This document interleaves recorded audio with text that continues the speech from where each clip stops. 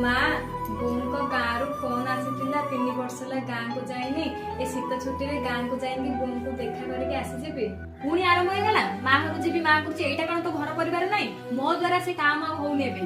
जब तते एते माँ घर जीवा को इच्छा थला बाहा कमे होतलु रही गलु ते माँ घरे बो प्रणाम झिया तू केतेबेले आसिलु अपा नियो पानी झिया एते दिन पर घर को आसिलु तोरे बुढ़ी माँ कथा टिके मने पड़नी कौन करिबी गो मोर सासु तो छाड़ू ना कहते घर सब काम किए कर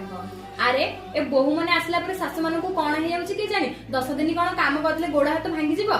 बो गोटे कथा कहलु भाउज भी तो बहुत दिन होगलानी बाहर किंतु तांको माँ को घर को जाइनथि तांकर भी तो तांको माँ कथा मन पड़ुथबा तांको तो कहीं जीवाकू तू देइनु गोटे सासुर नजर नहीं गोटे माँ र नजर देखे तांके भी तो मो भले तांको माँ को छाड़ी आसिकी तो पाखरे रहउचंती।